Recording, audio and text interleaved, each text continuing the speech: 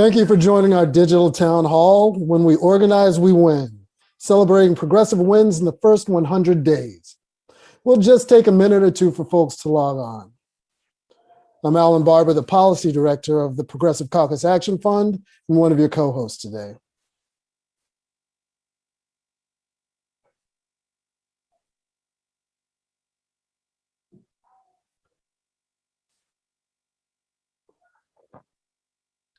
Thank you again for joining us. It's now my pleasure to introduce my co-host for this event, Latasha Brown. Latasha is the co-founder of Black Voters Matter Fund and Black Voters Matter Capacity Building Institute. Latasha is an award-winning thought leader, institution builder, cultural activist and artist, and connector. She's a nationally recognized go-to expert in Black voting rights and voter suppression, Black women's empowerment, and philanthropy. Her voice is at the nexus between the civil rights movement, the Black Power movement, and Black Lives Matter.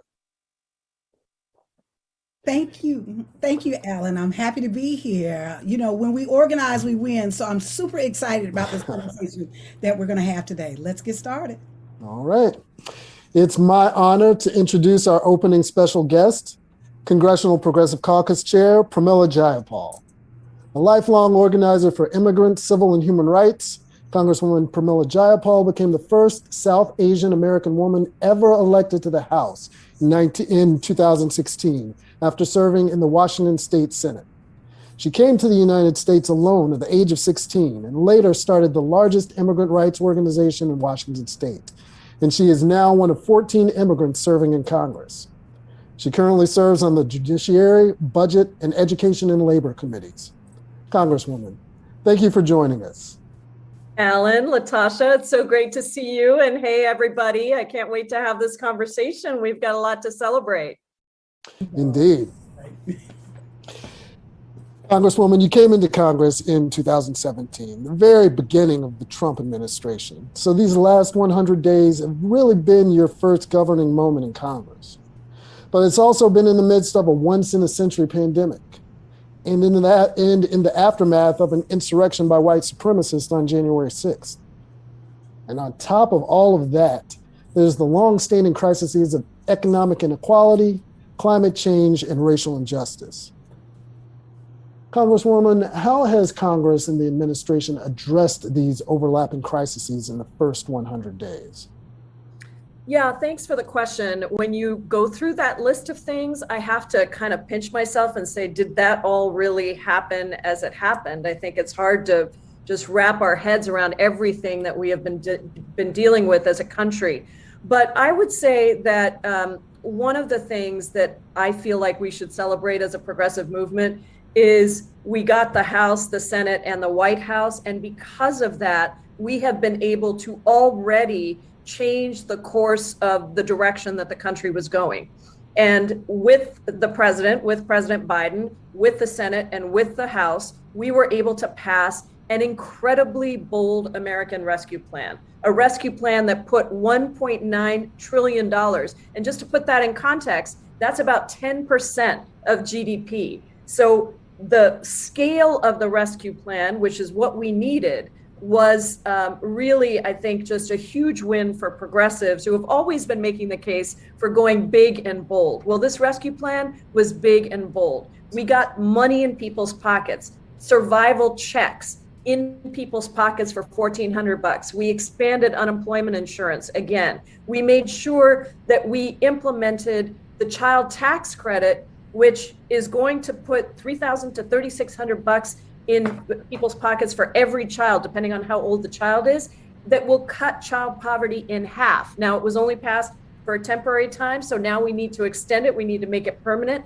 But we are showing that government can be the force for good that really addresses racial equity, economic injustice, and creates opportunity, not only in these moments of crisis, but going forward. Now, we've started to lay the groundwork also for the next set of plans that will come, the American Jobs Plan, the American Families Plan. But in this moment, right after this event, I'm going to go to one of our vaccination sites. And I'll tell you, when we walk into that vaccination site, what I see is people having hope again, people understanding that maybe we can get through this pandemic, maybe we can really make a difference. The American Rescue Plan put $20 billion into vaccine distribution, and in just 100 days, with a president that cares and a Congress that cares, we have been able to get 200 million doses into people's arms across the country. So we're starting to tackle the pandemic. Now, in addition to that, the focus on equity is long overdue. And I think the president has made it clear that this needs to be a focus of everything we do. We have been reeling from the murders that continue to happen to Black people across this country at the hands of law enforcement. We have taken a first step with the Justice and Policing Act, the George Floyd Justice and Policing Act. We passed that in the House and we sent it to the Senate. But we all understand there is so much more that needs to be done if we are really going to address what is happening to Black communities, brown communities, Indigenous communities across the country. In addition, the House, I'm so proud of what we've done. We've passed so much great legislation, so much necessary legislation. We have passed the PRO Act. We passed a $15 minimum wage. We have passed paycheck fairness. We have passed HR 1 to get money out of politics and to actually deal with voting rights. And we've sent all of these bills over. We passed the Equality Act. I mean, I could keep going. On just about every issue, we've actually made a significant difference. Gun reform, gun safety legislation. We've passed 2 bills and we've sent them over to the Senate. But the challenge we have, of course, is the filibuster in the Senate. So we are waiting for the Senate to act. And that is a topic I'm sure we're going to talk more about at some point. But that is also a focus of our attention, is how do we make the Senate under Democrats not controlled by Mitch McConnell and the tyranny of the minority. But we've had a packed 100 days.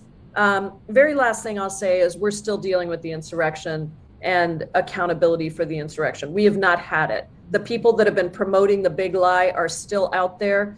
And this is a real challenge for us because the Republicans are refusing to have a bipartisan commission that looks at what happened on January 6th. And make no mistake, we came very close to losing our democracy on January 6th. You know, we want to thank you, Congresswoman Jayapal, for all your leadership and the work that you've done. It seems like there has been a very busy 100 days, but we know that there's a lot of work to do to continue to go forward. And we also know that where there's progress, there's also backlash. And so, you know, as we move forward, we know that there will be resistance, you know, and it's just a lot of things that we actually have to accomplish. But movement and leadership such as yours did this, and we should celebrate this. But I'm wondering, you know, as we're talking about this first 100 days and our analysis of how much we were able to accomplish in this 100 days, what are you seeing as the next 100 days or going beyond the next 100 days? What's next? Well, the president has laid out the American Jobs Plan and the American Families Plan. In our mind, they are both jobs bills. I don't think you can deal with the crisis of families who can't send their kids, who can't get childcare for their kids and therefore can't go back to work. If we're going to create a bunch of jobs, we need to make sure we're creating the infrastructure for families to take advantage of those jobs and be able to go and get those good paying union jobs. We also need to make sure that we're training up people with free community college. I would like to have free 4-year and 2-year college. And by the way, I'd like to cancel student debt. But the plan that the Biden administration has laid out is a list of big progressive priorities. So our focus for the next 100 days is we need to go bold, we need to go big, and we need to go fast. We need to get this done quickly. 5 priorities that the Congressional Progressive Caucus has laid out in this next package, what I'll call the jobs package. The first is the care economy. We need to make sure that we are funding the long-term care industry. $450 billion is what we believe needs to go in, and actually $400 billion has been included in the president's plan for long-term care. That is something that the movement did. I just want you to really know this, because this came out of the Biden-Sanders Unity Task Force on Healthcare that I co-chaired last summer with Mary Kay Henry from SEIU and many others. That was an agreement we got, and guess what? we got it. It was also the first time that long-term care was included in any bill in Congress was in my Medicare for All bill, which the movement has been so incredible about supporting and pushing. So that's a huge win. In addition, paid leave. This plan needs to include paid leave, and it needs to include childcare that is for all families. No means testing and no work requirements. Two big things we've got to watch out for, because currently we are a little afraid that those are still in the childcare bill. We need to get those out. So that's the care economy that is so essential. The second priority is around housing. We want big, bold investment into housing to take care of the backlog, 70 billion just to take care of the housing backlog, and then more around making sure that everyone can access housing. Third priority is around healthcare. We believe that now is the time to lower the cost of pharmaceutical drugs so that no American is paying more for their drugs than in any other country. Why should grandma be sitting at her table and cutting drugs, her prescription pills, because she can't afford it? That's ridiculous. Why should you be choosing between paying for your insulin treatments or your cancer treatments and paying your rent? That makes no sense in the richest country in the world, and it's the greed of the pharmaceutical companies. Now, if we can negotiate savings, then our priority for healthcare is to lower the Medicare eligibility age to 60 or to 55, and to add benefits, dental, vision, and hearing into Medicare. So that's our third priority. Our fourth priority is around climate.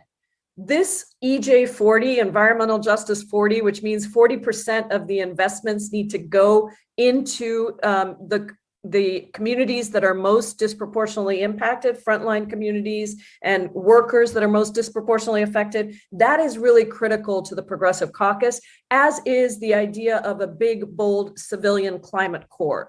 So a couple of big priorities around climate. And then the fifth priority is a pathway to citizenship for essential workers. We know we need just humane immigration policy, but at a minimum, let's get our essential workers who have been carrying this country for the last year a pathway to citizenship so we can appreciate what they have done. So those are the big 5 priorities that we're working on over the next 100 days for the Progressive Caucus. And we're very excited that we have an opportunity to do this with our movement outside, with our movement inside Congress. So many of my fantastic CPC colleagues on this call that are going to also be, helping us to get this done inside.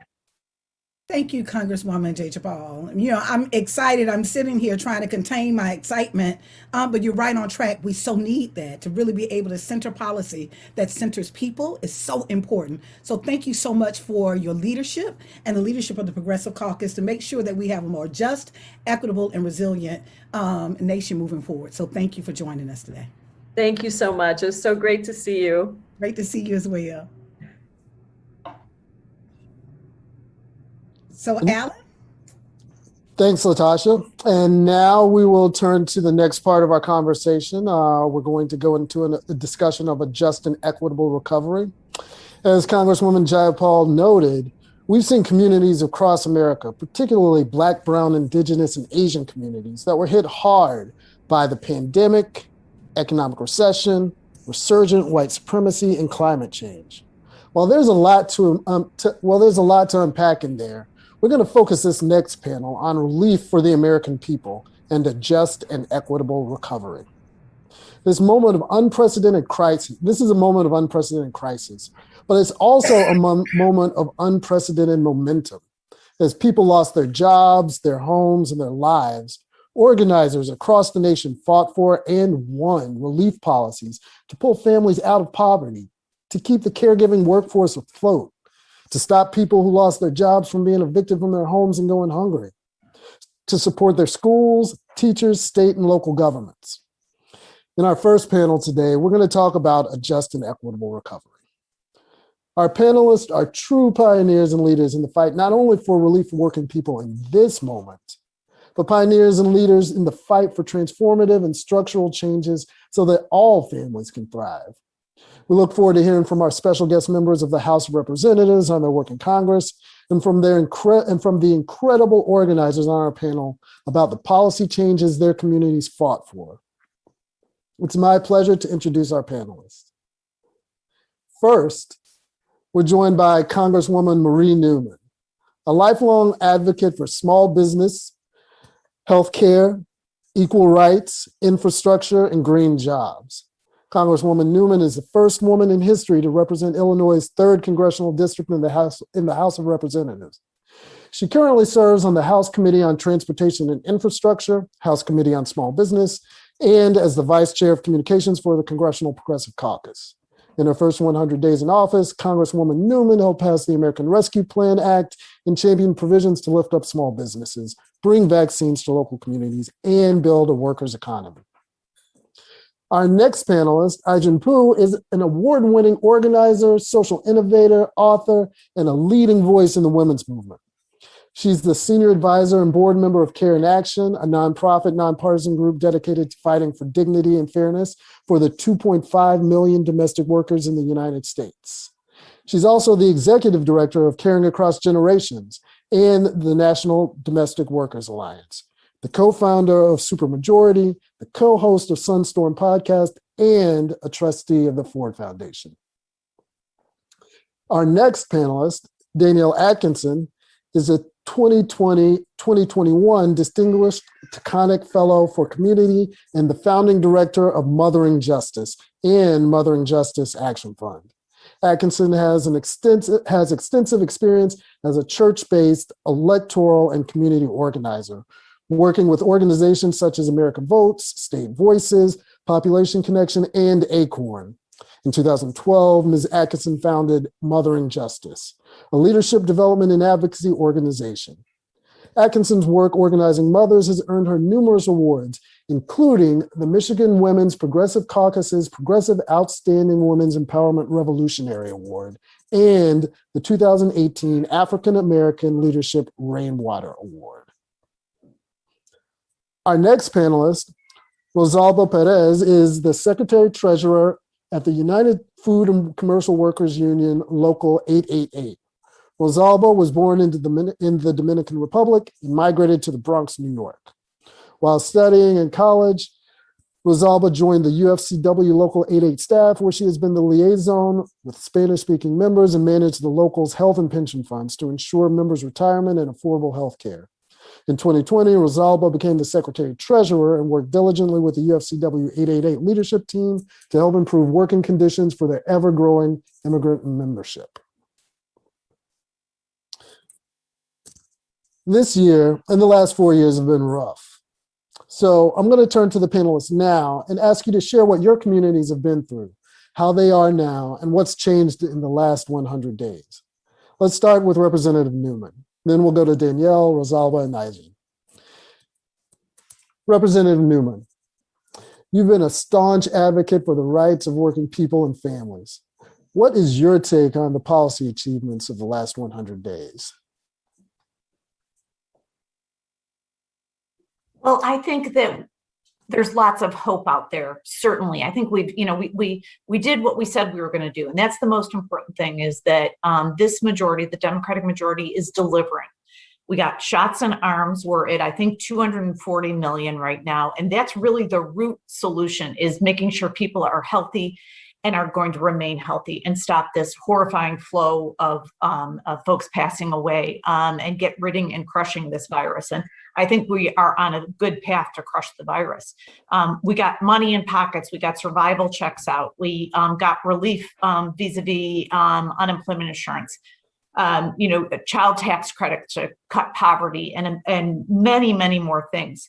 But what we really need to do now is shift not only our thinking and our attitude and our organizing. The amazing organizers on this call, I think this will resonate, is shift from a corporate economy to a workers' economy.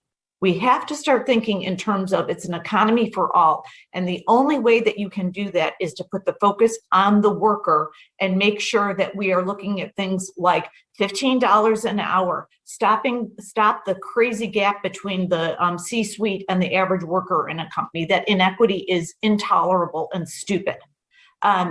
We have to look at Medicare for all that will allow people to have what they need when they need it and not worry about needing it.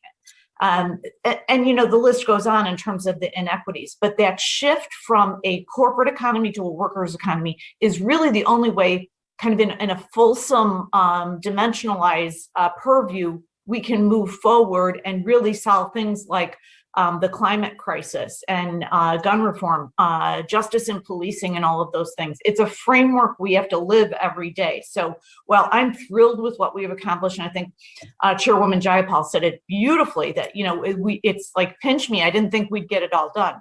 The one thing I will say, because it's a craw in my hat right now, is that we didn't get $15 done. That had $15 with cost of living adjustments and indexing. It has got to happen, and I am going to work my fingers to the bone to make sure that happens in this Congress. Thanks so much, Congresswoman, for bringing up the fight for 15 and for all that you do in Congress. Thank you.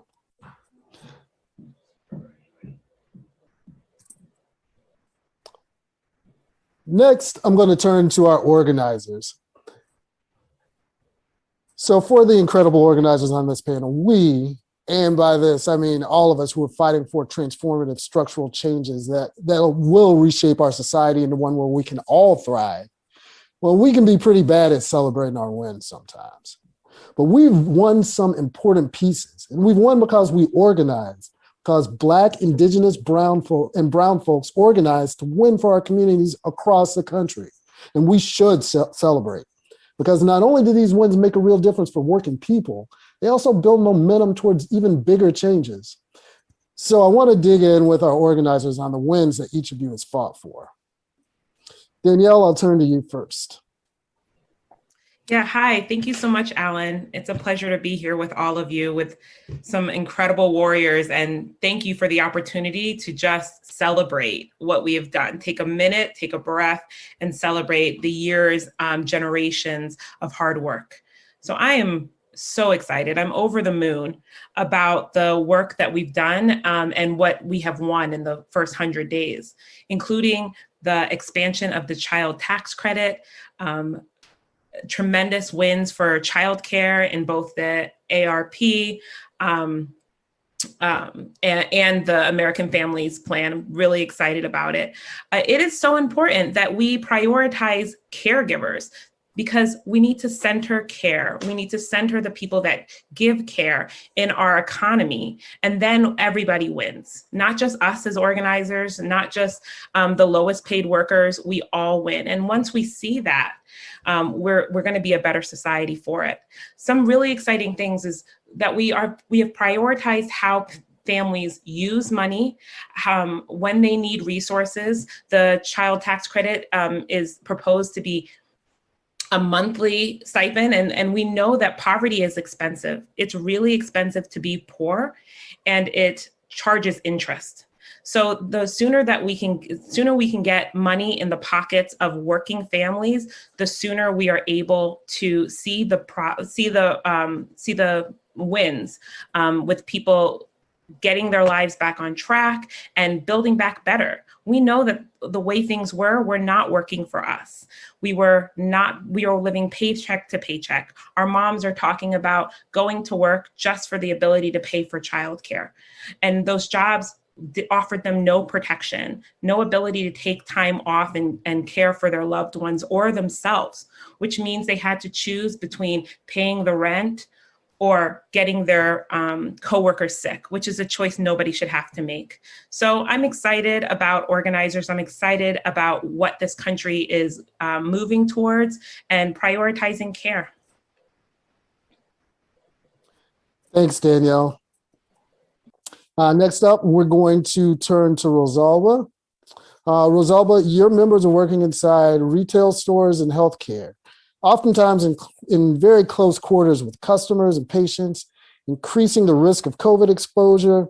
Can you talk briefly about the importance of access to quality PPE that helps keep people safe? How has UFCW organized to protect workers and increase workers' rights during this pandemic? Thank you, Alan. Like you said, the kind of work our members perform makes it impossible to social distance or work from home. So the only clear line of protection is quality PPE. But unfortunately, at the beginning of the pandemic, there was a shortage of PPE. And due to that, at the beginning of the pandemic, we lost 27 members and more than 500 of them were infected. Some of these members I knew personally and worked with for years. So this is an issue that's very important to me. Members like Patricia Clay, a proud and loyal local 888 member who for 20 years worked at a healthcare facility taking care of adults with disability. She was infected at work because her employer was only providing 1 mask per week. Another example is Francisco Abreu, a member of 30 years and the nicest guy you will ever meet. His employer was not informing members of positive cases to prevent panic, which he thought would affect his production. Francisco died just 3 days after testing positive. Like most of you, we were online every day trying to buy PPE for our members. Our union reps were distributing masks and hand sanitizers. We started weekly Zoom calls with stores to identify companies where proper PPE was not being provided. We filed countless of grievances on behalf of our members who felt unsafe. We even created a special hotline for members to call with complaints. We have also used our collective bargaining power to reopen our contracts to include hazard pay, additional sick and personal time, and to keep our members employed, which is also very important. These are just some of the ways we have been helping our members during this pandemic. As we know, the pandemic is not over yet. We continue to work very hard to make sure our employers are in compliance with CDC guidelines. This is what unions do. This is why union representation is important. And this is why we need the Senate to pass the PRO Act to protect workers' rights to organize. And to conclude, I would like to commend President Biden for making quality PPE a prime concern of his administration. PPE saves lives and workers should not have to go out there unprotected. And employers should not get away from the obligation to protect and save the environment for our workers. Thank you. Thanks, Rosalba. We have so much love for you and the other essential and frontline workers who really put your lives on the line throughout this crisis and didn't have all of the support that you had initially. And it's amazing the work you've done to really support you and your coworkers through all of this. Thank you so much for all that you do. Next, we're going to turn to Ai-jen Poo. Ai-jen, there's been interest from the White House in passing legislation that would expand, restructure, and recognize the value of the care economy. How have you seen the discussions around the care economy and the rights of domestic workers shift in the last 100 days and over the course of the pandemic, for that matter?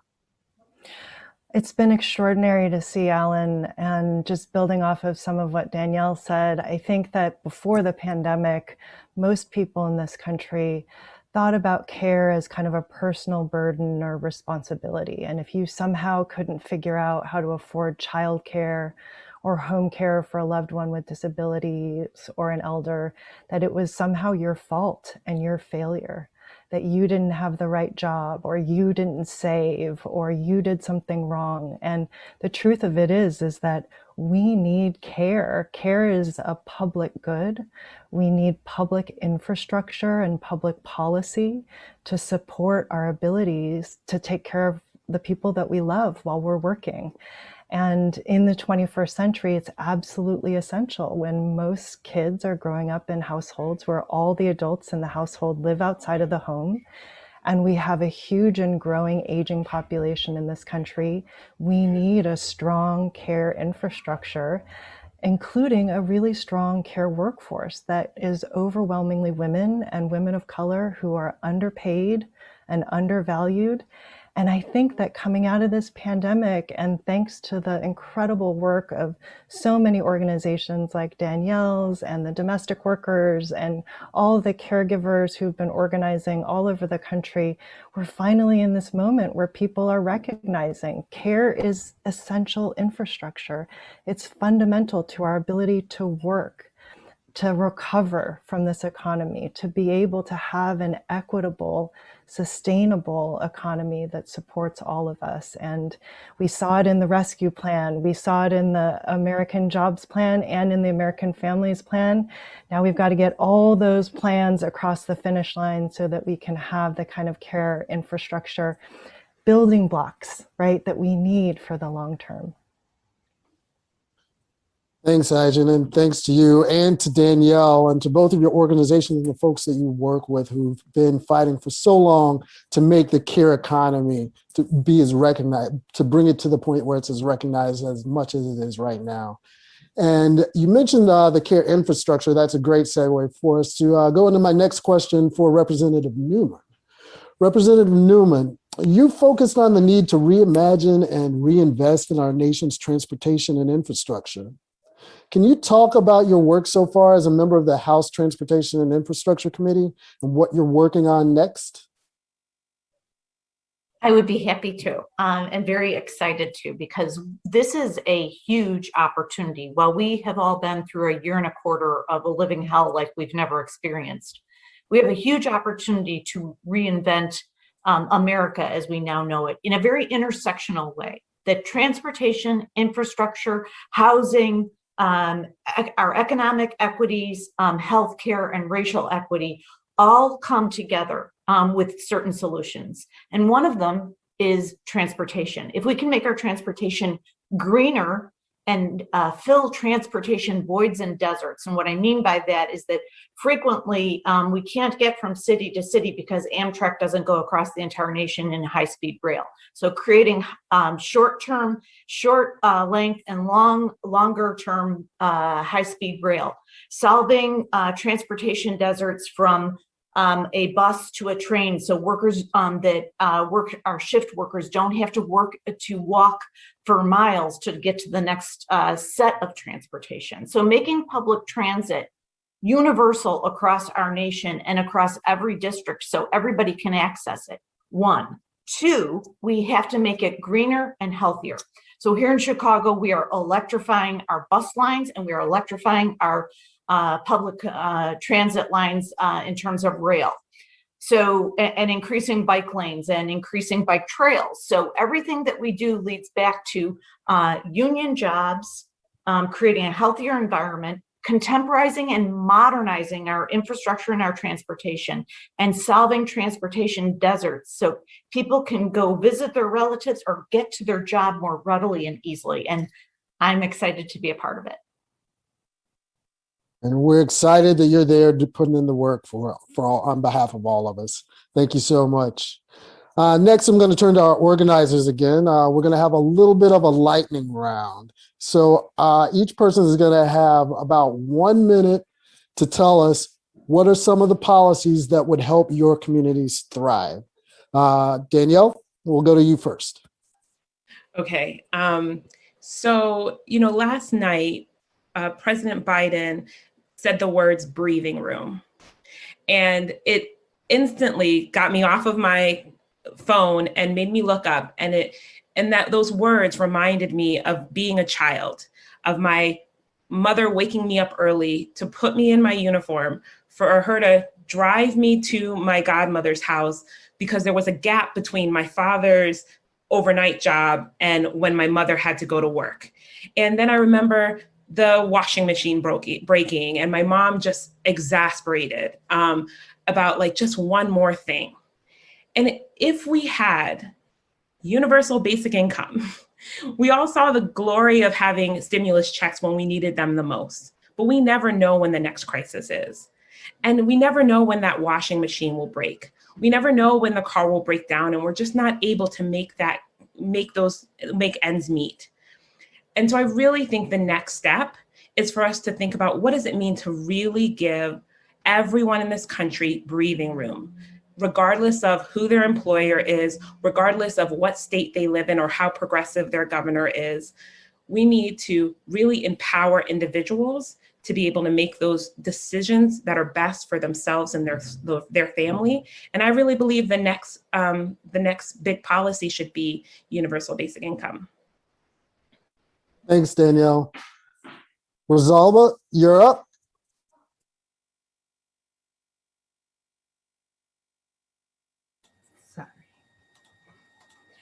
So President Biden has done a lot of good things for immigrants. However, there's more work to be done. It is time for us to have a comprehensive immigration reform. We estimate that 20% of our members are undocumented workers.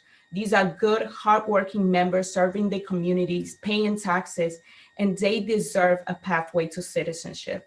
As mentioned earlier, the PRO Act, it's also needed.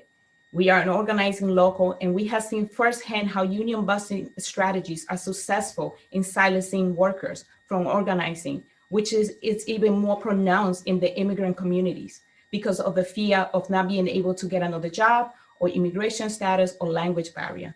Without the PRO Act, employers will continue to violate the law without facing any real penalty. President Biden said last night that he will sign the PRO Act, so let's get it on his desk. Indeed, let's do that. And Ajin, bring us home. All right, I'm going to build off of where Rosalba left off and say that there are 5 million essential workers who've kept us safe through the pandemic, who are living in fear of being separated from their families because of deportation, because they don't have status here. And they should have a pathway to citizenship along with Dreamers, TPS holders, and farm workers. Let's get a path to citizenship for our essential workers. And let's build the care infrastructure we deserve in this country. Let's win $400 billion for home and community-based services to expand access to services and make every job in the home and community-based service economy a good job that you can be proud of and take pride in. Let's invest in childcare, make it affordable and accessible, and have every childcare provider have a good job. Let's have paid leave, paid family and medical leave, permanent. Let's build the care infrastructure we deserve in this country.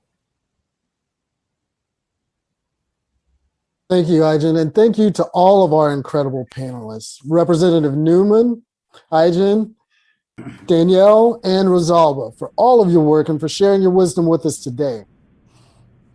So this afternoon, we've only had time to scratch the surface of all the hard work that went into delivering real relief. There's so much more that's been done, and there's so much more that will continue to be done. I'm going to take a moment now to plug PCAF's recent report. When we organize, we win. 100 Days Closer to Justice, which highlights the wins and some of the 30 plus organizations that made those wins happen. You can download the report at bit.ly/100 Days Closer or at Progressive Caucus Action Fund.org. Now I'm going to hand things over to Latasha to start our next part of the discussion, long-term crises. Latasha. Thank you, Alan. And I want to say thank you to the panelists. I don't know, Alan, if you're feeling like I am, but I'm so inspired because I think, it's really important that we have a vision of moving forward. And these women literally are not only doing the work, but they're bringing this vision into being. Like they are manifesting what a new world that is possible. So I just want to thank Representative Newman, Ajin, Danielle, and Roosevelt. Thank you so much for your work that you continue to do and the vision that you have that will move us forward.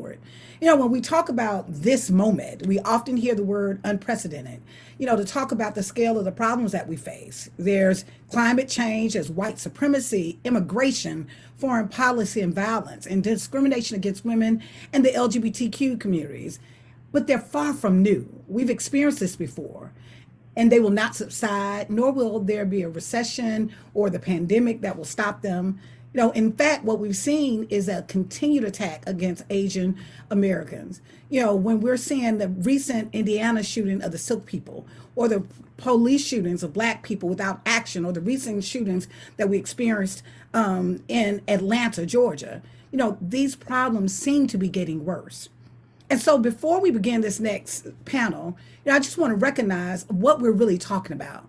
What we're talking about is how do we address really big topics, white supremacy, xenophobia, climate change, global justice, so that the wins for racial and gender justice, immigrant rights, the planet, they feel smaller compared to the scope of the problem.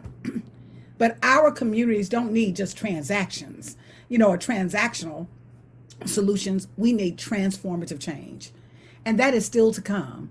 And so I want to have this discussion now. Let's turn this discussion on tackling long-term crisis to some of the people that I know personally are doing it best and are leading the way. We have an incredible lineup of panelists, visionaries, organizers, and leaders in the movement for justice for all people, as well as Representative Ming, a leader for justice in the United States Congress. It is my pleasure to introduce our panelists for this discussion, Representative Grace Ming, Maurice Mitchell, Nsé Ufot, and Alex Gomez. So it is my honor to welcome Congresswoman Grace Ming. Congresswoman Ming is serving her third term in the United States House of Representatives. She's representing the 6th Congressional District of New York. Representative Ming is the first Asian American member of Congress from New York and a member of the powerful House Appropriations Committee. Previously, Representative Ming served on the House Foreign Affairs Committee and the House Small Business Committee. Representative Grace Ming is a champion for working families, just immigration, ending violence against women and the AAPI communities, and more. Our next panelist is Maurice Mitchell. That's my brother. I love the work, the voice, the visionary, the passion that Maurice has. He's a nationally recognized social movement strategist, a visionary leader in the movement for Black lives, and the national director of the Working Families Party. He was born and raised in New York to Caribbean working class parents. He began organizing as a teenager and has never stopped. Maurice organized with the Long Island Student Coalition for Peace and Justice, the Long Island Progressive Coalition, and the Citizens Action of New York. And he directed the New York State Civic Engagement Table before co-founding Blackbird and helping to build the movement for Black lives in the wake of the police murder of Mike Brown. Maurice took the helm of the Working Families Party as its national director in 2018. Welcome, Maurice. Our next panelist, Alejandra Gomez, who began her career as a community organizing in 2007 during racially charged criminal suppression sweeps that targeted immigrant communities. This woman is a powerhouse. Seeing the fear and the harassment her community were experiencing, Alejandra began working with the Maricopa Citizens for Safety and Accountability. Since her start in organizing, Alex has focused her work on immigration rights through large-scale civic engagement efforts that she's led, rooted in her family's immigration struggle. United We Dream National Network as a deputy organizing director. Alex has dedicated her life to a commitment to social justice and community empowerment through grassroots mobilization and currently serves as a co-executive director of the Living United for Change in Arizona. Welcome, Alex. And next, our final panelist is my sister Nsé, who I can tell you from firsthand experience is an organizer among organizers. Nsé Ufot is a chief executive officer of the New Georgia Project and its affiliate, the New Georgia Project Action Fund. Nsé leads both organizations with the goal of making it easier for every voter to engage in every election. Nsé and her team are also developing Georgia's homegrown talent by training and organizing local activists all across the state. Now, she's dedicated her life and career to working on civil, human, and workers' rights issues and leads 2 organizations whose complementary aim is to strengthen Georgia's democracy. Now, it was under Nsé's leadership that the New Georgia Project registered more than 500,000 eligible Georgians to vote. And I can tell you from firsthand experience, y'all, she has no plans of slowing down. So I just want to say welcome. Thank you to all of the panelists that are joining us today. You know, there are big topics that we've got to tackle. We're 100 days into the new administration and this new Congress. Now, after a year of incredible upheaval, a lot has changed in the last 100 days, but a lot remains to be done. And so let's begin with a reflection on the last 100 days. You know, how are you feeling? Tell us about your work. Let's start with Representative Ming. Then we'll go to Alex, we'll come to you, Nsé, and then to Maurice. Welcome, Representative Ming. Thanks so much, Latasha. I'm so excited to be here. This is like the Hollywood of politics and organizing. I want to thank our chairwoman Jayapal, and to all my colleagues. I know Marie Newman was just on earlier, and so thankful to each and every one of you. I follow all of you on Twitter. I'm not stalking you, but it's because of your work, the amazing work that you have done, Latasha and Ense in Georgia. Thank you. Your work has directly and indirectly helped us get the American Rescue Plan, which literally puts money in the pockets of working families across the country. Alejandra, I follow your organization and what you've been able to do in such a short time in Arizona. And thank you for what you did for all of us, for our country in 2020 especially. Maurice, thank you so much. Thank you for Sochi here in New York. The Working Families Party has been working hard for decades now to make our Democratic Party more accountable, transparent, and accessible to everyday people. When I first ran for office, our local Democratic establishment didn't help me, but the Working Families Party helped me. And so I give them a lot of credit for being able to have the space to do the work that I'm trying to do today. Look, yesterday as we celebrated this 100 days of the Biden-Harris administration, I'm thrilled. I'm happy. I remain so hopeful. We've gotten a lot done in 100 days. However, it's a new dawn. Dawn means the beginning. We can't forget, I cannot forget, and you all know how hard everyday people have had to work, especially over the past 4 years, and how so many of our communities have really suffered, and too many have died. They are no longer with us. And so as we recover from this pandemic, we need to make sure that we are not just returning to where we were the day before the pandemic, that we literally have to build back better to make sure that we are restoring a lot of the inequities that had already existed before the pandemic. I represent parts of Queens, New York. Everyone knows Queens because those were the pictures and the visuals of the lines and the morgues that were being established around the corners, down streets, thousands of people lining up, and we had no help. We called out to the former Trump administration for help, and we couldn't get any help. I had doctors, healthcare professionals call me from the halls of the hospital, crying to me, begging, praying that they would live to see another day as they were taking care of our fellow New Yorkers and New Americans. So yes, it's a new dawn. I'm very hopeful, thankful for a Biden administration that actually wakes up in the morning thinking of ways to help the American people. And it's because of the everyday organizers and folks that are here listening today. So thanks for all your great work. Thank you, and thank you for your work as well. Alice, we're 100 days in. What are you feeling? Oh my gosh. Thank you to everyone for putting this together and being able to celebrate together. So I want to thank the members of Congress for listening and for acting. But I also want to start with a message to every organizer, phone banker, activist, canvasser, and member, volunteer. These historic rollouts were because of you during these first 100 days. Your tenacity, your work, and your love. In Arizona, we received $12.3 billion from the American Rescue Plan. 1.5 million children in our state will benefit from this. $780 million is going to go to expand the child care tax credit. $2.6 billion to help public schools, and it extends increased food assistance. And like so many of us who suffered a loss or illness of a loved one due to COVID, we are now able to obtain vaccines with the support of this administration. $1.1 billion we received, like my parents and now 16-year-olds that are eligible. The Arizona community, however, is still experiencing loss of housing due to the job loss over the pandemic. And we had over 65% job loss.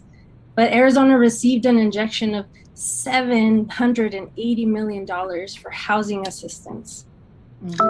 So in these 100 days, while 2.2 million children of undocumented parents will benefit from these gains, we need to ensure that we continue fighting for the 9.3 million immigrants who have not been covered.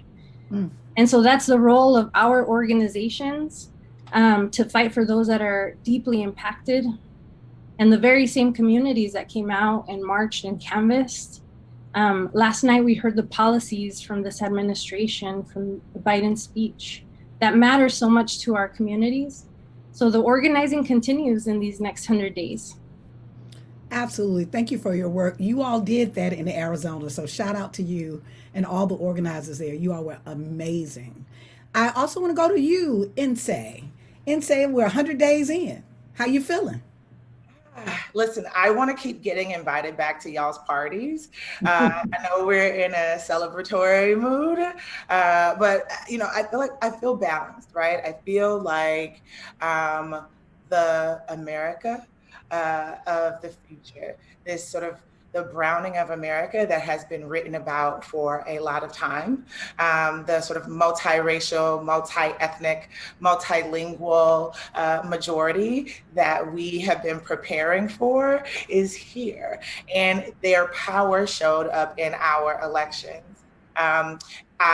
But I have to acknowledge that every step that we take towards progress, every step that we take, every move that we make towards building power, testing our power, and flexing our power is often met with a corresponding backlash or whitelash. And we saw that in the aftermath of the January runoffs, where Georgia voters and Raphael Warnock and John Ossoff to the United States Senate. And so while I'm fiercely proud of the work that we are doing, we are also still very much fighting the good fight in defense of democracy, in defense of these tools that we need in order to continue to construct and build the America, these communities that our families deserve. And so, again, I want to make sure that I take the appropriate time to reflect on and celebrate our wins, right? That voters of color, led by Black folks, Latinos, Asian American voters, literally put the Biden agenda within grasp, within reach. And that is something to be acknowledged. That is something to be celebrated. And there's much, much more work to be done. Thank you. Thank you for your work. Maurice. Well, thank you, Latasha. And man, I feel like so much of what I wanted to say was already said, but this is what I will say, and I'll try to be brief. We have to be able to carry two things at the same time.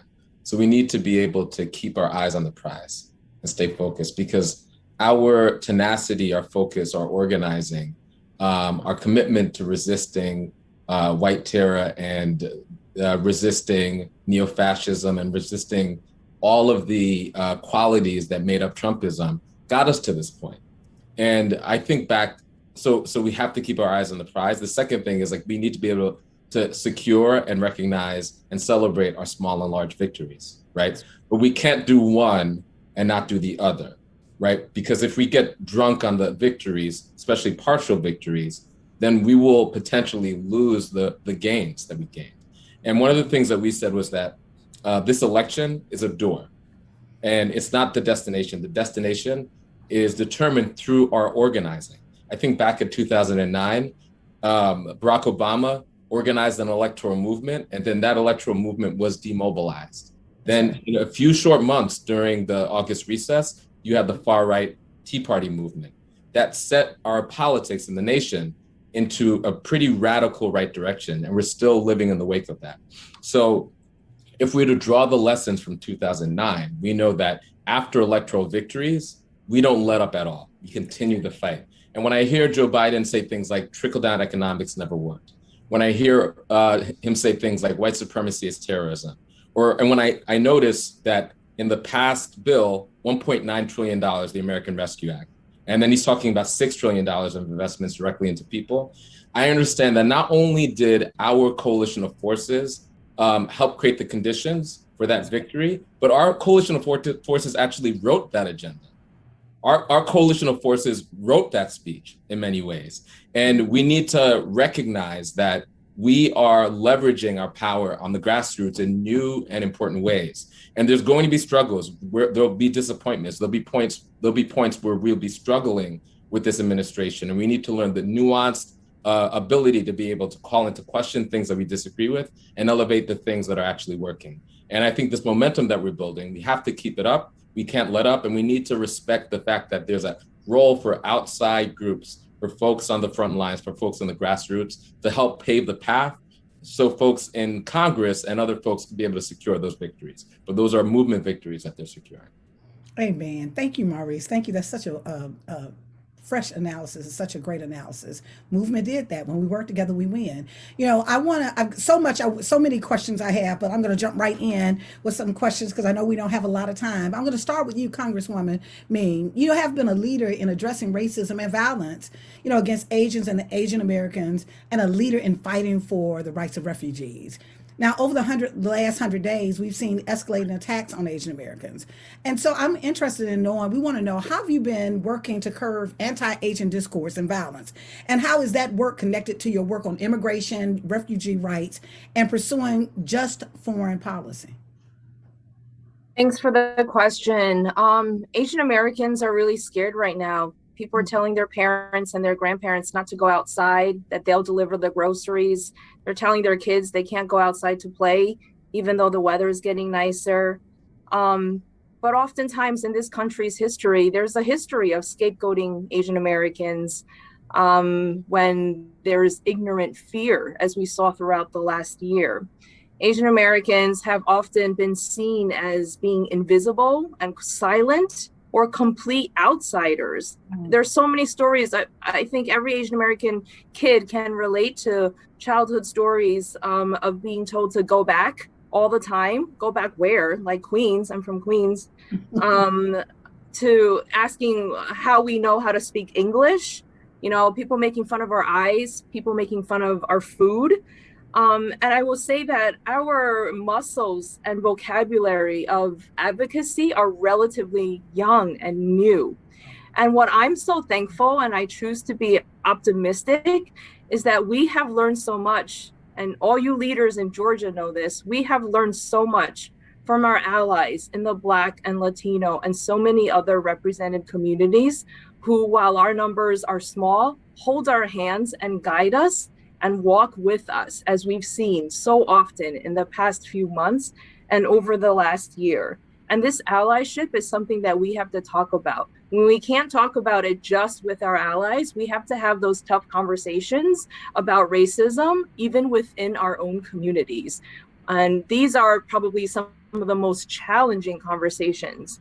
But I'm really hopeful. We're working on legislation for the Department of Justice to provide more resources to local community groups. This bill passed in the Senate a few weeks ago to provide funding for the groups that have literally been on the ground, helping Asian American community members, helping them to learn how to file a report, and to take care of their social care network.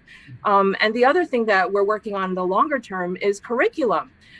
American students in this country do not get a complete teaching of what American history truly is. We did not learn enough about the Chinese Exclusion Act, about Japanese Americans being locked up, about slaves building the US Capitol, the very place where I work. And we can't focus on tearing down in the long term the walls of biases and stereotypes until our kids have a full teaching of what American history truly is. Absolutely. Absolutely. Thank you for your work. I want to go and take this question too for the organizers on the panel. Something that you said, Maurice, around this can't be a transactional moment. This has to be, we have to see transformative change. And so what do you think? I'm going to ask you, each of you, the organizers on the panel, what do we need to do to get real transformational change? How can we use these incremental wins to get there? Maurice, why don't we start with you, and then we'll go to you, Insay, and then Alex next. Yeah, that's a really great question that we probably don't have time for. So I'll try to keep it really brief. I mean, I think, look, white supremacy and challenging white supremacy, I think, should be a top priority for everybody that seeks to do big things and seeks to leverage the power of our collective sort of voice as people to do big things like be able to take on fossil fuels or do really big things like ensure that we achieve full employment.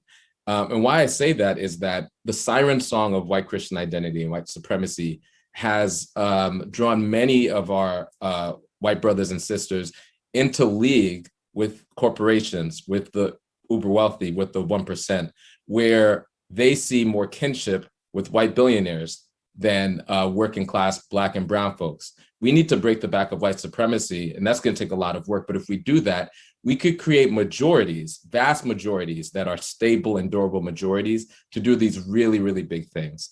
And that's not something that's going to happen overnight. That's not a proximal fight. That is a long-term fight. No way we're going to win on any of the really, really big things that we believe in. There's no way we're going to achieve structural change if we don't achieve the very deep cultural change and if we don't do the deep organizing so that working people can see each other across race, across rural, urban, and suburban divides, and understand that we ultimately need each other to build power requisite with the fights ahead of us and the scale of the crises that we're all experiencing. So when I think about that big question, to me, it still comes down to the topic that I think we're all kind of getting at. White supremacy is not just the bad ideas or the prejudice that some people might have in their hearts. It's a structure of power that if we don't eliminate, all of us, Black folks, Latinx folks, Asian folks, Native folks, and white folks will end up not having the bounty of America, which is the stated mission of the far right, to consolidate their power and to ensure that none of us ever have any power. So that needs to be our focus.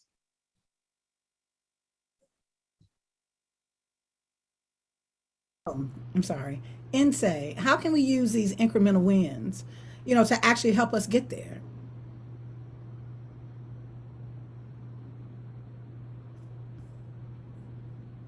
Oh, Insay. A year of this, y'all. We should know better by now, right, Insay? We should be used to this, Drea, right?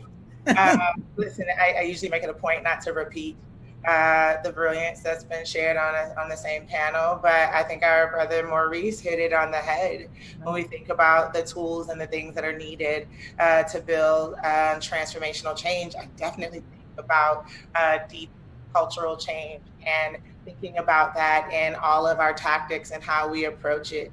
I think about the need for deep organizing and for people to have an organizing home. That it is our collective power that brings about transformational change. And so I know that, in a country where there is definitely a desire to hear about the superhero in every story, but the real way that we build power that will create transformational change and allow us to sustain that change and defend those changes against attacks is by creating movement homes, organizing homes for people.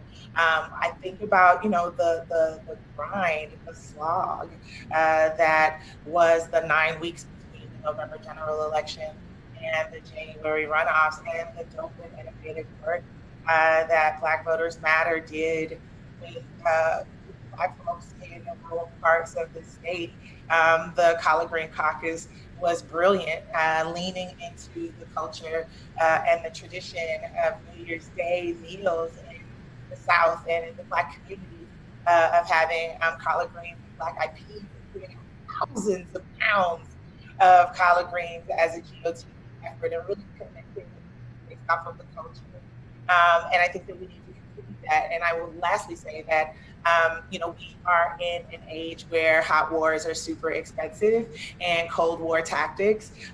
We are starting to see them be deployed in not only federal elections, but on state and local levels. So being able to combat misinformation and disinformation, I think is super, super important as we think about how to sustain the change that we want to see. Thank you, Inse. Alejandra. Um, Such amazing contributions, and I will try my hardest also not to repeat. But I do think that, I've often grappled with this question of like incremental versus transformational, and I think it's part of a continuum. It's a continuum of being able to build on your victories, and that continuum and those victories help build the momentum for our communities to be reminded of their power, for our communities to be reminded that they do have agency, and that we are maneuvering and creating space to be able to build toward long-term structural shifts.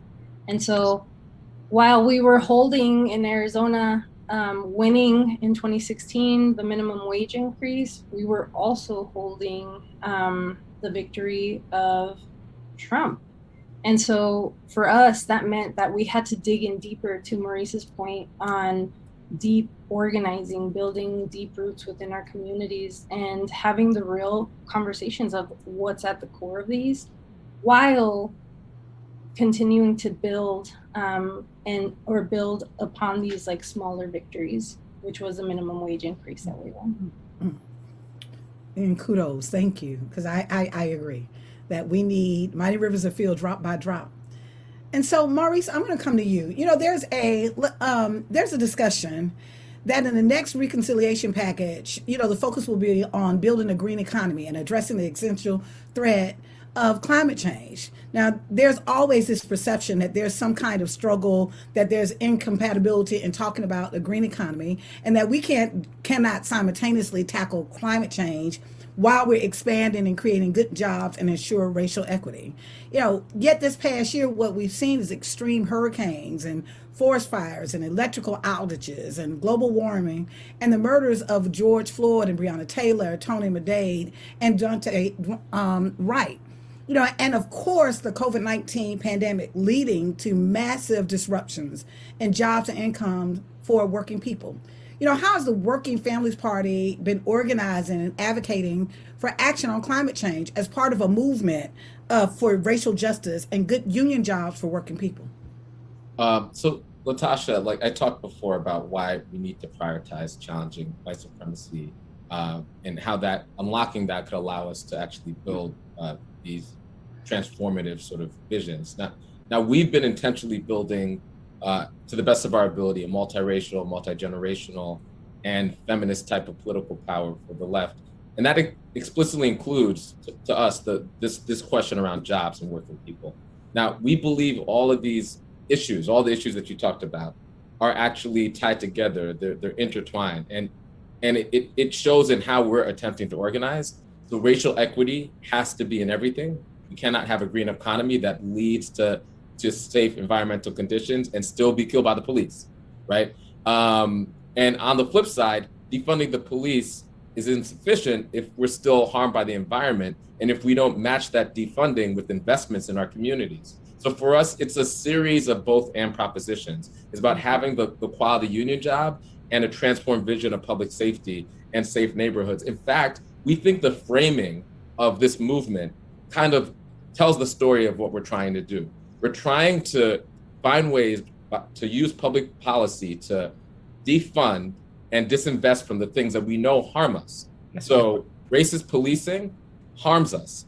The fossil fuel economy harms us. We need to transition from these things that we know harm us, and then focus on the things and invest in the things and the people and the communities that we know make us whole. So that framework in thinking about the police is the same way we should be thinking about harmful fossil fuel burning sort of economies and moving to a regenerative economy that makes us whole. That's why we're working on the Thrive Act in Congress. We hope to create a condition where we're investing $10 trillion over 10 years into making that economy shift to one that's regenerative. And if we do that, we could solve for racial justice, for gender justice, for a whole slew of things. We can invest in our communities, and that investing in the drivers of violence and the drivers of crime by making sure that our folks have good jobs, have stable conditions in their households, have communities that are thriving. So all these things are interconnected. It's about divesting from the things that harm us and investing in the things that make us whole, and making sure that those investments go directly to our people. You know, Maurice, I think that is brilliant. I think that needs to be a campaign. I mean, I was starting to write notes. I was like, yeah, to divest and defund those things that harm us in this larger frame. I think that's absolutely brilliant. I think you're right. That's the intersectionality of all of the things that we're doing that ultimately is around how do we advance our communities. So thank you for that.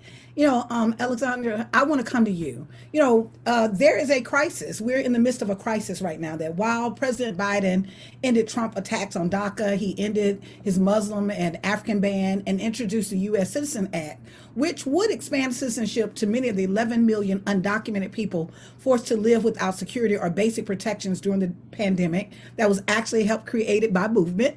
But children are still being detained, and refugees are seeking safety right now. Families are still being separated. What's Lucha's vision for the next 100 days and beyond? How do we address this issue? Mm-hmm. Thank you for that question. Okay, so this is a very passionate subject. And I want to actually speak on something that Maurice also lifted up, right? The same system that is killing our Black brothers and sisters is the same system that is deporting our families, detaining these children. And so when I look at this issue in particular, bold, long overdue action, moral leadership, and courage is what we need within these next 100 days. And while we have seen these propositions that are bold, what we're also seeing is that there have been over 300 deportations of immigrants, disproportionately Black immigrants. And so we have heard the administration speak out against racism, but in these next 100 days, we need to make sure that we don't allow Republicans to continue holding justice accountable. We need to make sure that we hold Republicans accountable for what they are doing, but that we continue organizing, that we continue calling, that we continue canvassing, that we continue marching, and that we pass long overdue legislation. Thank you so much, Ashe. Insay, I'm going to come to you. You know, we have in the middle of this battle, we have seen an attack, you know, on voting rights. We have seen, what do you think? We've seen the mass introduction of legislation all across in 47 different states, as I'm understanding, around the country right now. And is also true of Georgia, you know, the site of two critical Senate runoff elections. Now, our democracy is under attack and Georgia is on the front lines. What do you think we need to do to ensure that everyone's voice is heard in our democracy? I think that people thought that once the bad orange man went away, that all of our problems would have been solved. That there was a collective sigh of relief, and folks thought like maybe we can return to something that looks like normal. Not exactly sure what normal looked like, but what we had before was also not working. Right. For working families and for people of color and women and femmes. And immigrants across our country. And so in an attempt to, continue to push the big lie, we have seen almost 400 anti-voting bills introduced in nearly every state in our country. It is a well-funded, it is a coordinated, it is a massive and aggressive effort to make it more difficult for people to vote. And I can and enjoy talking about the policies that we want for our families so that we can live lives where we thrive. But the truth of the matter is that the right to vote is preservative of all of our other rights. And so it is absolutely important that we have a federal standard for elections, right? That there be a floor for early voting days, for drop boxes and how vote by mail is treated, that as we are working to win the things that our family needs, that we know that the democratic process is absolutely important to protect. We need to protect that infrastructure. We need to protect and preserve everyone's ability to participate in it. Period. So we need a federal standard for elections, and we need one now. I think that the second thing, as we think about how to preserve our ability to participate in our elections, to make decisions as a community, is to get rid of the filibuster. I'm not going to lie to you all. There's very small but petty part of me that would love to see some of our septuagenarian and octogenarian members of the United States Senate put on diapers and Nikes and talk for 24 hours to defend their racist and regressive policies. But the truth of the matter is that the filibuster is a relic that has been used historically to block progress, and we absolutely need to get rid of it. Absolutely. Thank you, Insay. I'm going to come back to you with the last question, Representative Ming. We've just heard about the American Families Plan from President Biden. Now, according to President Biden, this plan, is combined with the American Jobs Plan, is designed to ensure that, our economy and our nation works for working families. Does this plan actually meet the challenges that our nation and the world faces? What do you think Congress should prioritize to ensure that every family has what they need to thrive? First, I want to echo what Nsé said about the filibuster. Our answer so far to so many of the good bills that the House has passed has been that we're waiting on the Senate. Our answer should not be an answer on process. It cannot be the same answer that we had when we didn't control the Senate 2 years ago. Working families, American families, are depending on us to act. And so if we don't get rid of the filibuster, we aren't going to be able to sufficiently and quickly pass legislation like the Justice and Policing Act, like gun safety legislation, on Dreamers, so many bills. Nsé was right. The bad orange man is gone, but he was a symptom. He wasn't the only, element that caused so much of the hurt that has been happening to our families over the years. And so the American Jobs Plan is a great start, but we have to think creatively. Like Joe Biden says, we can't just build back, we have to build back better. So as we're talking about green jobs and working with our union families, how are we being more creative and not just building the same roads and bridges that are considered infrastructure, but building more green jobs? How are we investing in our infrastructure of our care economy? And Congressman Bowman has done a lot of work on this, as Congresswoman Presley, who's here. We need to make sure that we are accounting for the so many caregivers who have lost their jobs. Even moms, 1 million moms have fallen out of the workplace. I introduced a Marshall Plan for moms that would call for a child care paid leave, 50 minimum wage, providing access to mental health services for so many of our caregivers across the country. And finally, broadband. On a good day before COVID, 12 million students did not have access to affordable broadband access to do their homework. People need it for mental health, telehealth, so much more. And so it's a great start, but we need to do a lot more. Thank you so much. This has been such a rich and informative discussion. Now I have to wrap up this panel, but the work is far from being over. I just want to thank you, Representative Ming, for all the work that you're doing. Maurice, Alex, and Nsé, for your work for justice for all, for really bringing equity to this nation and justice, and your generosity in joining us today on this panel. Thank you.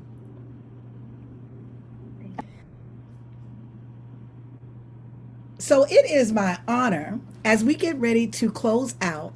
It has been a really rich discussion and a wonderful day, but it is my honor to introduce someone who I always get excited. It doesn't matter whether I see her talk on a news show, whether I see her on the halls of Congress, whether I see her in a forum such as this. I'm always excited and honored to share space with her because of what she represents as a leader, as a Black woman, as an amazing visionary. So Representative Ayanna Pressley is our special guest, and she's going to deliver the closing remarks. Congresswoman Pressley is an activist. She's a legislator, she's a survivor, and the first woman of color to be elected in Congress from Massachusetts. Throughout her career as a public servant, Congresswoman Pressley has fought to ensure that those closest to the pain are closest to the power. Driving and informing policymaking, Congresswoman Pressley has been a champion of reproductive justice. She has for justice for immigrants, consumers, aging Americans, workers, survivors of sexual violence, and for the formerly incarcerated and currently incarcerated. Currently Congresswoman Presley serves on the House Committee on Oversight and Reform and the House Committee on Financial Services. Prior to being elected to Congress, she served on the Boston City Council for 8 years and was the first woman of color elected to the council in its 100-year history. Congresswoman, I am honored to be in this space with you again today, sister. The floor is yours.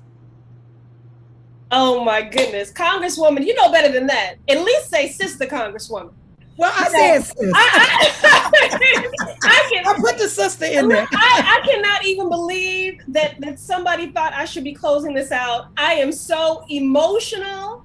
I am so glad to be at this virtual table with all my siblings in movement building, in justice seeking.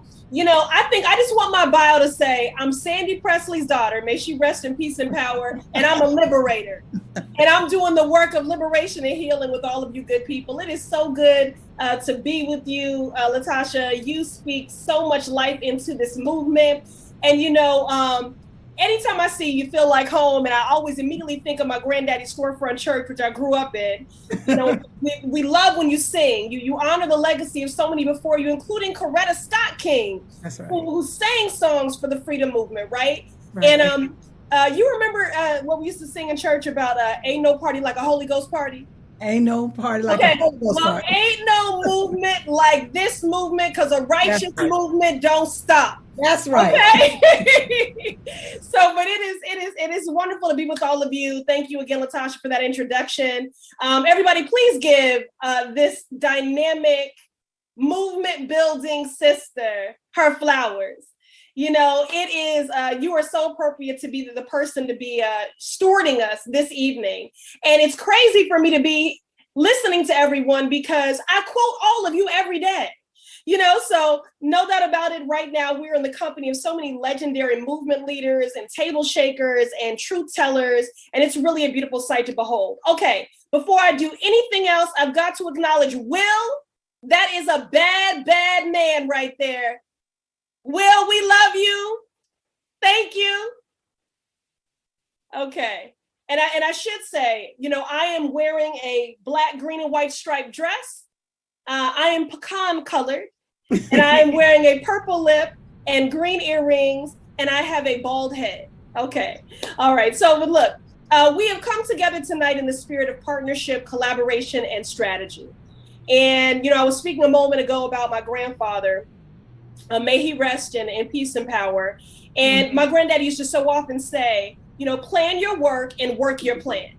And let me tell you, that is what progressives have been doing without pause. We have not wavered. Plan your work and work your plan. We knew this election cycle was a once in a lifetime inflection point, and the people delivered a decisive mandate for change. The most marginalized met the moment. Black, brown, AAPI, indigenous, disabled, young, queer, the most marginalized met the moment. And now this movement continues to challenge all of us to do the deep, systemic, transformative, legislative work of meeting the needs of that very movement that made that victory possible. Last night, as I was watching the joint address, I was thinking of the organizers across the nation and across generations. They have brought us to this moment. You have organized and mobilized. You have made innumerable sacrifices. You have quite literally put your bodies on the line, and we have pulled each other through. Hey. Right? You have demanded union jobs, living wages, HCBS, paid family and medical leave, and so much more. And those are home care-based services. Because of you, we have a once-in-a-generation opportunity for government to deliver true, lasting, structural change. It is through intentional partnership and by our staying in close proximity to those most impacted that you all keep us honest. You inform our strategy, you reinforce our collective power, and now is not the time to let up. This is the time to double down. We might be in the midst of a culture shift, but what we need in this moment demands is a power shift resulting in a policy shift. And that is why I'm so glad we've gathered tonight to reflect on our shared victories, to speak life into one another, and to fortify ourselves for the fights ahead. There is no glory in playing small. We must be disciplined and strategic and unapologetic in our boldness. I believe deeply that we can build an America that is more just at its core. And that's what we're trying to get to the root, right? We often quote Angela Y. Davis, right? To be radical is to get to the root. And that is what this moment demands, is that we get to the root. I do believe another world is possible. An America where I don't fear for my husband every time he gets behind the wheel of a car. An America where Black families can live free from fear and torment, and bring to bear our full brilliance and contributions. An America where folks with disabilities can receive the care that they need in their home. An America where everyone has clean water to drink and fresh air to breathe. Another world is possible. Remember our dear sister Amanda Gorman, what she said in her inaugural poem? We do not seek to be a more perfect union. We seek to be a more purposed union. How can we be a more purposed union if everyone cannot bring to bear their contributions? So as I close, I just want to thank all of you for what you've already done, what we've already done together, affirm what it is that we will do together. And then I want to close with something that I think is so important to offer in organizing and activist and movement building spaces. And that is, people often misunderstand us in our righteous indignation. They don't always get that righteous indignation is rooted in and born out of a radical love, a love of community, a love of justice. So we should continue to hold space for that righteous rage. I stay uncomfortable on purpose so that I never grow complacent. Hold space for that righteous indignation. Continue to be radical and bold in that which we demand and that we organize for. This bad, brilliant sister I know named Latasha Brown said, organized power is realized power. So we have to keep organizing for that radical, deep systemic work and change. But I need you all to also hold space for your radical joy and your healing. I need to say this. I don't want you to be joyful so that you can do more labor. I'm not seeking for you to intentionally inform and preserve your joy for utility.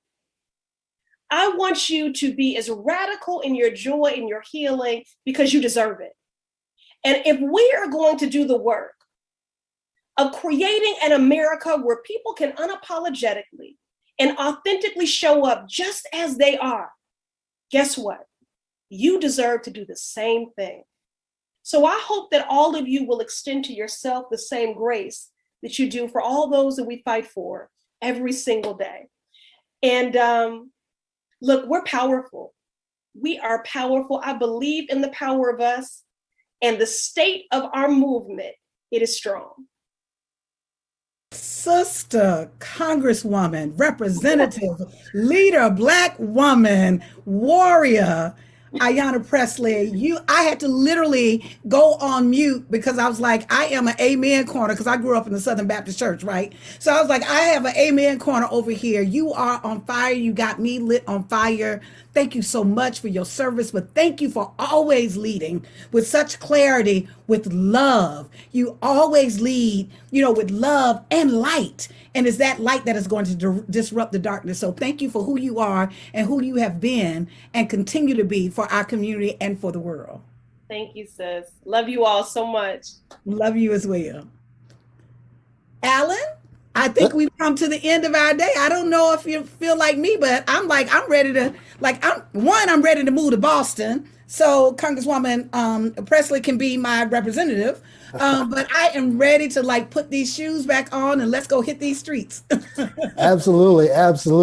Just like Representative Presley told us, I'm going to make sure that I hold space and I'm going to be present in my radical joy as this fight continues. That's right. I do want to say really quickly, in addition to this event today with this amazing, absolutely incredible group of movement leaders, organizers, and special guest members of Congress, the Progressive Caucus Action Fund created this amazing report and video series that accompanies this so that the story of how organizers built power to achieve real relief gets told. You can watch these videos and download our report, When We Organize, We Win. Movement leaders break down progressive wins in the first 100 days at our website, progressivecaucusactionfund.org. You'll also be able to find it on our Facebook and Twitter at We Act for Progress. With that, Latasha, I'm going to turn it over to you because nobody can close this out and take us home like you can. So I'm going to give you the mic. I just want to say thank you to our incredible panelists. I don't know about you all, but this has been such a rich discussion. When we talk about leadership in this nation, these are my leaders. These are people who are literally shaping this radical reimagining. They are creating both the grace and the space for us to move forward. And so I also want to thank the amazing team of ACT TV and especially Billy Sanders for providing the interpretation. Billy, you've been throwing down over there. And the Progressive Caucus Action Fund for hosting. And lastly, thank you for everyone who joined us today. Well, the first thing I did right was the day I started to fight. Keep your eyes on the prize and hold on, hold on. We just got to hold on, family. Let's do the work. When we work together, we win.